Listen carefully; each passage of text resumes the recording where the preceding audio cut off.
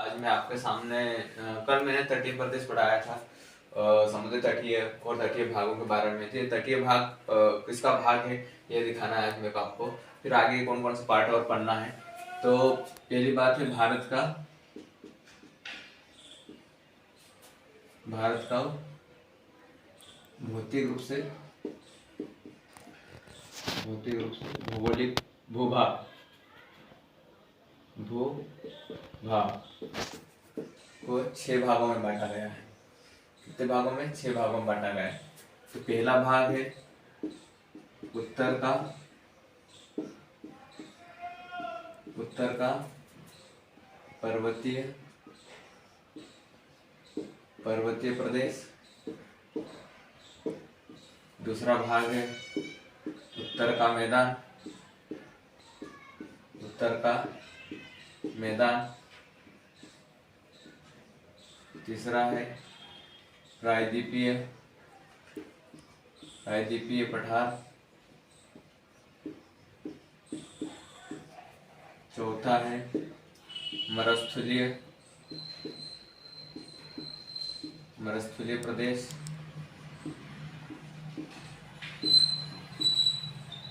पांचवा है समुद्रीय तटीय क्षेत्र। और छठा भाग है द्वीपीय समूह।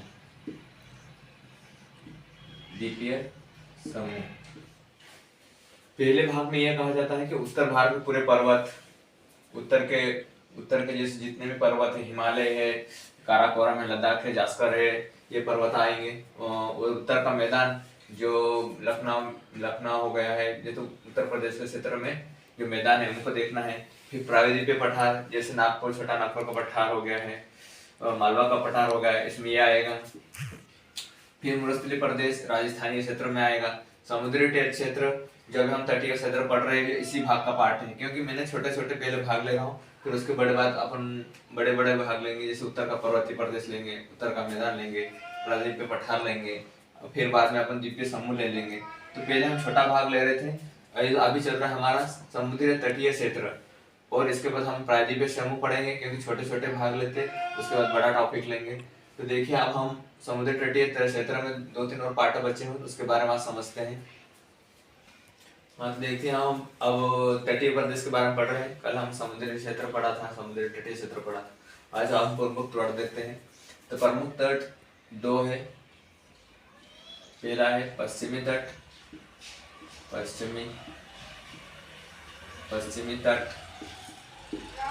और दूसरा है पूर्वी तट। ये 2 भाग हैं प्रमुख तट। अब यदि क्वेश्चन पूछता है कि पश्चिमी तट कितने हैं, तो पश्चिमी तट 3 है, और पूर्वी तट कितने हैं, तो पूर्वी तट भी 3 है। 3 कौन कौन से हैं ये देखते हैं अपन। तो 3 तट है। पहला है कोकण तट। दूसरा है कनेर तट, इसी को कन्नड़ तट बोलते हैं।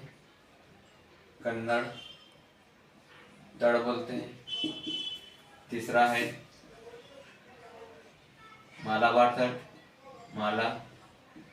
तट, इसी को कोडरमन तट बोलते हैं। अब देखते हैं पूर्वी तट भी 3 है। पहला तट है, पहला तट देखते हैं कोरोमंडल तट,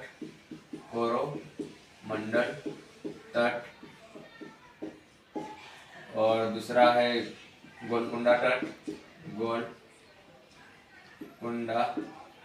तट। तीसरा है उत्कल तट।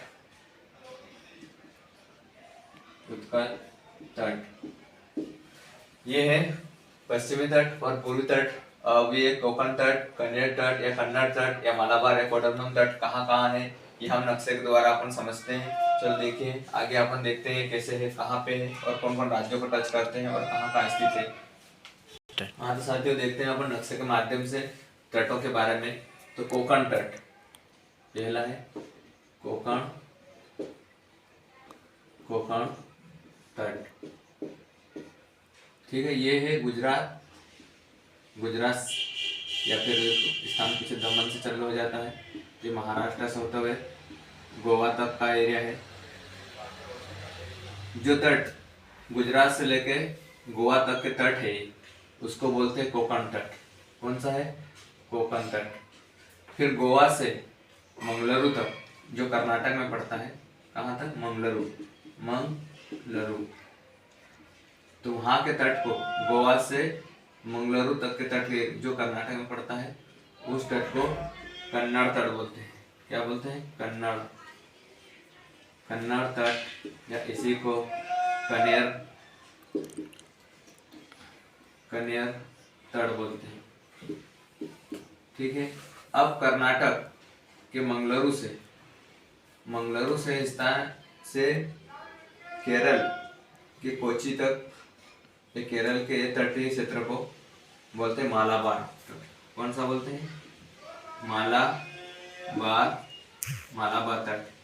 और इसी को बोलते हैं कोडरमम तट।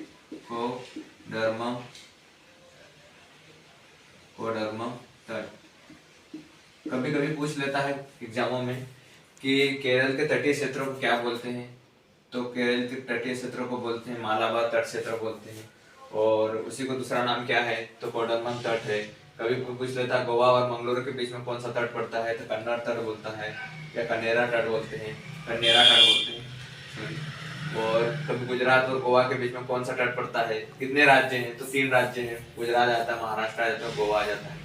तो कौन सा तट पड़ता है? तो कोंकण तट बोलते हैं। इसी प्रकार तमिलनाडु के कन्याकुमारी से, अब पूर्वी तट देख रहे हैं, ये पश्चिमी तट था। कन्याकुमारी तमिलनाडु में स्थित है। वहां से तो कृष्ण नदी का डेल्टा है, कृष्ण नदी का डेल्टा है। कृष्ण नदी महाराष्ट्र के महाबलेश्वर पर्वत से निकली हुई है, तो उनका एक डेल्टा बनता है आंध्र प्रदेश में। तो वहां तक के जो क्षेत्र है, आंध्र प्रदेश और तमिलनाडु के बीच में पड़ता है, थोड़ा सा आंध्र प्रदेश और तमिलनाडु लगता है, तो वहाँ के डेल्टा को बोलते हैं। और कन्याकुमारी के बीच जो तटीय क्षेत्र है उसको बोलते हैं कोरोमंडल तट बोलते हैं। किसके बीच है? कृष्ण नदी का डेल्टा है। कृष्ण नदी महाराष्ट्र के महाबलेश्वर से निकली हुई है। अब कृष्ण नदी के डेल्टा से तो गोदावरी नदी जो त्रिंबकेश्वर पर्वत से निकली हुई महाराष्ट्र से, गोदावरी नदी का डेल्टा बनता है। वहां तक के क्षेत्र को, वहां तक के जो तट है, तट को बोलते हैं गोलकुंडा तट। गोलकुंडा तट बोलते हैं। फिर गोदावरी नदी के डेल्टा और उड़ीसा है यहाँ पे, यहाँ आंध्र प्रदेश पड़ता है, तमिलनाडु है। तो गोदावरी नदी के डेल्टा से तो वहां तक उड़ीसा के पारादीप, कौन सा क्षेत्र है? पारादीप। वहां तक के तटीय क्षेत्र को उत्कल तट बोलते हैं। क्या बोलते हैं? उत्कल तट बोलते हैं। इसी को पूरे यहाँ के एरिया को बोलते हैं उत्तरी सरकारी तट बोलते हैं। तो देखिए साथियों, ये हमने तटीय क्षेत्रों को देखा है कि कौन सा राज्य कौन सा तट लगता है। तो पहला कोंकण तट है जो गुजरात, महाराष्ट्र, गोवा तक लगता है। फिर गोवा से मंगलुरु कर्नाटक तक के तट को कनेरा तट बोलते हैं। फिर मंगलुरु से लेकर केरल के कोची तक के जो तट है, या फिर केरल का पूरा क्षेत्र लगता है, तो उसको बोलते हैं मालाबार तट या कोडरमम तट बोलते हैं। फिर कृष्ण नदी के डेल्टा है, कृष्ण नदी के डेल्टा और कन्याकुमारी के बीच जो तटीय क्षेत्र है, इसको कोरोमंडल तट बोलते हैं।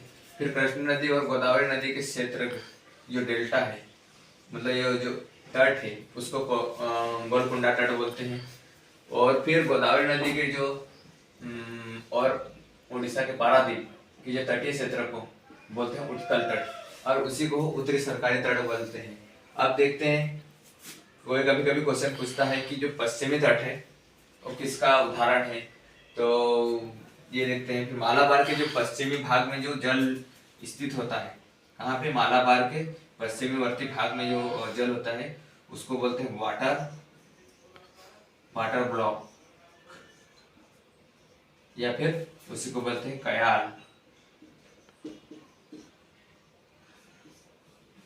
देखिए मालाबार तट के पश्चिम वर्तीय क्षेत्र को क्या बोलते हैं, तो बोलते हैं वाटर ब्लॉक, या उसको कयाल बोलते हैं।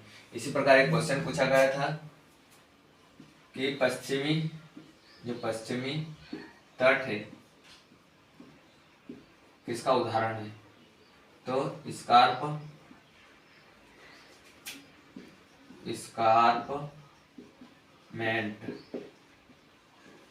पर्वत या पठार का उदाहरण है। इसका उदाहरण है पठार का उदाहरण है। ये कभी कभी क्वेश्चन पूछ लेता है कि पश्चिमी वर्ती तट किसका उदाहरण है, तो स्कार्पमेंट पर्वत या पठार का उदाहरण है। हाँ, देखिए आज साथियों हमने ये तटों के बारे में पढ़ा है। फिर हम इसके बाद चैप्टर्स करेंगे, द्वीपीय समूह पढ़ेंगे, कितने द्वीप होते हैं। तो द्वीप के हम इसके बाद द्वीपीय समूह पढ़ेंगे, तो द्वीपीय समूह में कितने कितने कहाँ द्वीप है, फिर कुल कितने द्वीप है, उसके बारे में पढ़ेंगे। तो साथियों चैप्टर अच्छा लगे तो उसको लाइक करें, शेयर करें और कमेंट्स करें। और अभी देखा है मैंने कैलेंडर डल चुका है पीबी का, तो उसमें बहुत सारी वैकेंसियाँ भी आई है, ग्रुप उप समूह फॉर 3, फिर महिला बाल विकास वाली है, पीईटी वाली, ऐसे कोई मैंने अभी पूरा उसको देखा नहीं है पर आ गई है। मैंने कल ही थोड़ा सा देखा था। तो आप पढ़ना स्टार्ट कर दीजिए और थोड़ा थोड़ा आपको बताता रहूँगा, और आगे भी बताना कमेंट्स में कि कैसा क्या क्या पढ़ाना है, तो हम उसके लिए भी व्यवस्था करेंगे। ठीक, थैंक यू, धन्यवाद।